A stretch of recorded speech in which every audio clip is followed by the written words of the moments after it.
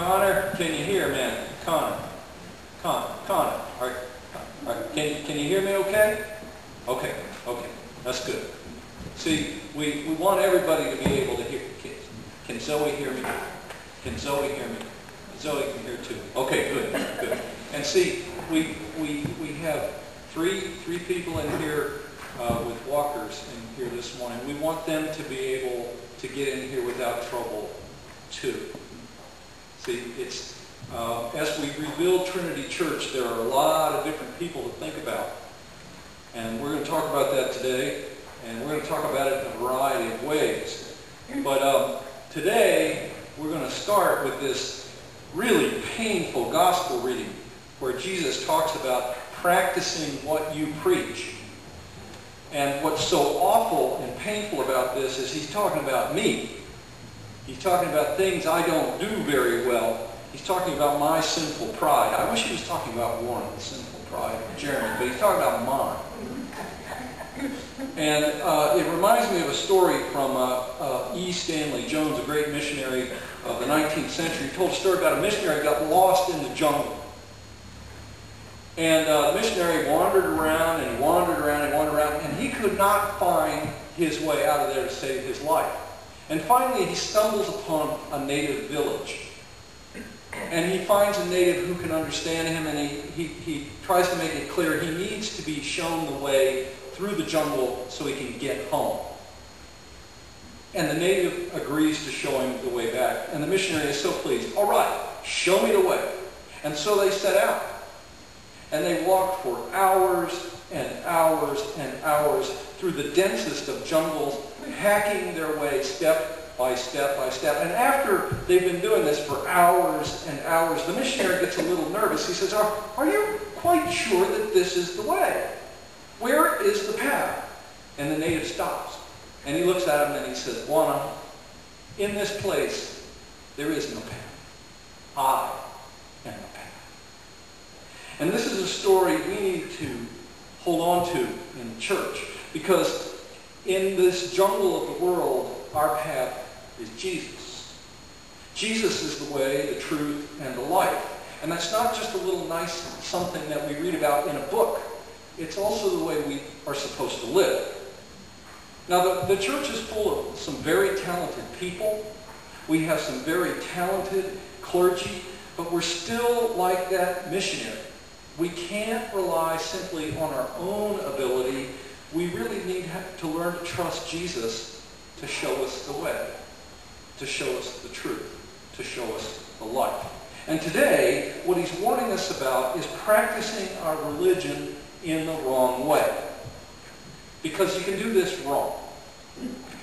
You can do this the wrong way.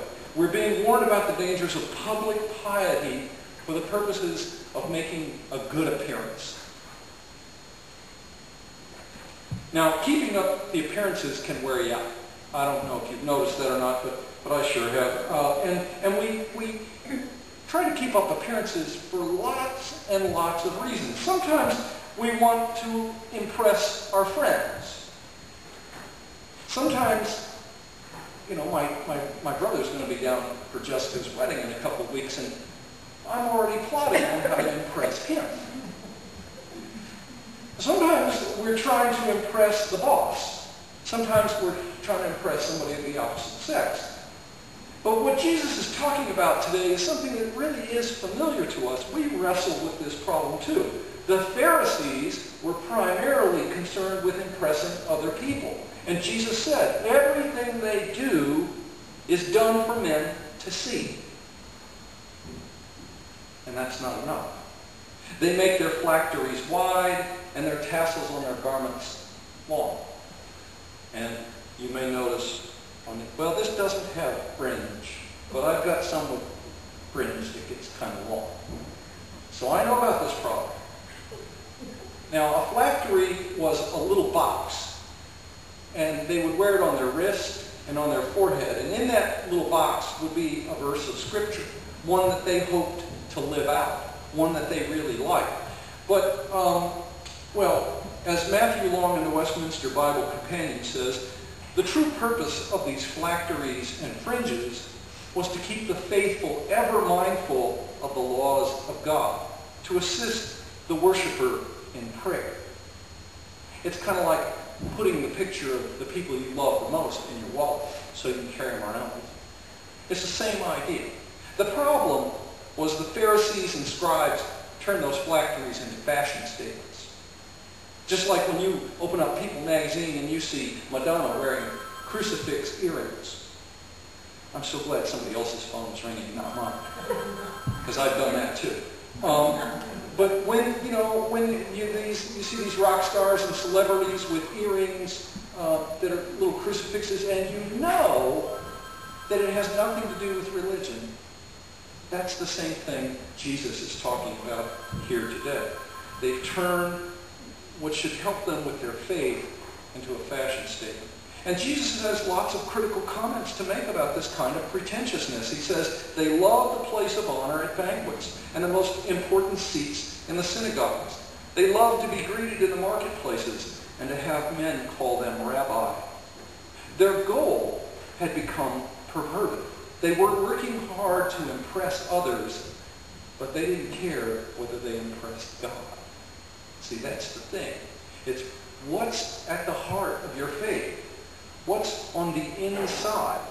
And see, this is a problem we see today, too. We all know of TV evangelists who fly around in personal jets and surround themselves with all manner of personal luxury. Well, I spent 1 year in Baton Rouge back in 1984, and I was told while I was in Baton Rouge, I don't know why this person would probably know this, but they said that Jimmy Swaggart's plumbing was all gold-plated. And I thought, why? Why? And then I remember Debbie and I went to visit a plantation home in Natchez, and maybe Michael can tell us the name of it, where all the door handles were silver-plated. And it's a beautiful, beautiful home. What's it called? Stanton Hall. Stanton Hall. So, it is not the rectory of the rector in Natchez, and it should not be. It should not be. It should, well, the problem, you see, is opulent lifestyles can isolate the clergy from the people. You know, if you're putting hard-earned $5 or $10 into the plate on Sunday, and I'm collecting it all and gold plating my plumbing, I don't think that will help you feel positively about me. This sort of pretentiousness happens all around us. And what's happening here is we're more concerned to impress others than we are to serve them. And that's really what we're called to do. You'll see in that pledge card in your bulletins this morning that we're here to serve one another. How can we use our gifts to serve one another?